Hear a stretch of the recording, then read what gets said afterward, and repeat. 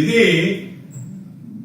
12వ తేదీ సాయంత్రము ఆర్డర్ తెచ్చుకుంటే వాళ్ళు 13వ తేదీ వాళ్ళని తీసుకుని వెళ్ళి మీరు డబ్బులు పంచుతున్నారు ఓటర్లకి అని చెప్పి ఇంట్లో నిద్రపోతున్నటువంటి వాళ్ళు ఎక్కించుకుని పాపం ఆ పోటీ చేసేటువంటి అభ్యర్థి ఎవరైతే ఉన్నాడో కొండయ్యానని, అయ్యా మేము పార్టీ బహిష్కరించింది, మేము పోటీ చేయడం లేదు మొర్రో అన్నా కూడా లేదు మీరు కోర్టుకు పోయారు కాబట్టి మీరు డబ్బులు పంచుతున్నారని మాకు ఫిర్యాదు వచ్చిందని చెప్పి తీసుకెళ్లి పోలీస్ స్టేషన్లో అర్ధరాత్రి తీసుకెళ్లి పోలీస్ స్టేషన్లో నిర్బంధించారు.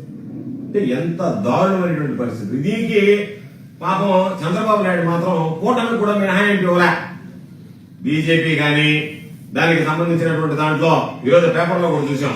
బీజేపీకి సంబంధించి విజయనగరం జిల్లాలో మోహన్ రావు అనేటువంటి వ్యక్తి ఎలకోట మండలంలో ఆ అధికారి డిఈ కాళ్ళు పట్టుకున్న సరే ఇరిగేషన్ అధికారిని లేదు కుదిరేది లేదు నీకు ఇచ్చేది లేదని చెప్పి తెలుగుదేశం పార్టీకి సంబంధించినటువంటి వ్యక్తులు కుర్చీలతో దాడి చేసి అతని మీద ఈరోజు ఆ ఒక్కటి ఇచ్చినటువంటి లాపున్నారు. నెల్లూరుకు సంబంధించి ఏఎస్పేట మండలానికి సంబంధించి ఆత్మకూరు నియోజకవర్గంలో పెద్దాభిపురంలో అదేవిధంగా జనసేన వాళ్ళు నామినేషన్ వేయడానికి వెళితే వాళ్ళని నెట్టేసి వాళ్ళని కూడా నామినేషన్ వేయలేదు. ఎందుకంటే తెలుగుదేశం పార్టీ వాళ్ళు ఏమనుకుంటున్నారంటే గతంలో అధికారంలో ఉన్నప్పుడు నీరు చెట్టు కింద ఏ విధంగా అయితే దోచుకున్నారో మరలా మనమే కనుకుంటే మనమే దోచుకోవచ్చు అని చెప్పి స్థానికంగా ఉండేటువంటి శాసనసభ్యులు ఇతర పార్టీలకు కూడా అవకాశం ఇవ్వకుండా ఈరోజు తెలుగుదేశం పార్టీకి సంబంధించినటువంటి వ్యక్తులకి అవకాశం ఇచ్చి వాళ్ళ ద్వారానే ఈ తతంగం అంతా నడిపించాలనేటువంటి ఆలోచన చేశారు. ఎన్ని దారుణాలు ఉన్నాయంటే సాధారణంగా అధికారులు తెలియజేశారా ఈ నాయకులకు అవగాహన లేక చేశారు కూడా తెలియదు. నవ్వు వచ్చింది కొన్ని దగ్గర. 1 నుంచి 12 టీసీలు ఉంటాయి. ఎప్పుడైనా 1 నుంచి 6 ఒక సెగ్మెంట్, 7 నుంచి 12 ఒక సెగ్మెంట్. దీనిలో చైర్మన్ ఇస్తే దాంట్లో వైస్ చైర్మన్ ఇవ్వాలి, దాంట్లో వైస్ చైర్మన్, దాంట్లో చైర్మన్ ఇస్తే దీంట్లో వైస్ చైర్మన్. అది కూడా పాటించకుండా ఆ 12లో ఎక్కడ పడితే అక్కడ నువ్వు చైర్మన్, నువ్వు వైస్ చైర్మన్. అంతే. విధి విధానాలు లేవు, నియమ నిబంధనలు లేవు, ఏమీ లేవు, ఒక పద్ధతి లేదు, పాడు లేదు.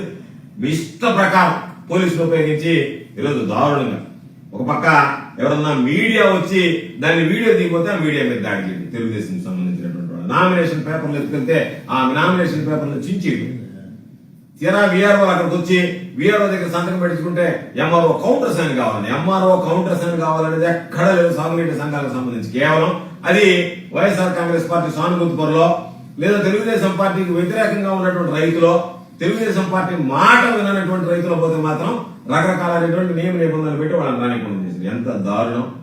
4 సార్లు ఎమ్మెల్యేగా పనిచేసినటువంటి చెన్నకేశ్వరరెడ్డి గారు తండ్రితో సమానమైనటువంటి వ్యక్తి.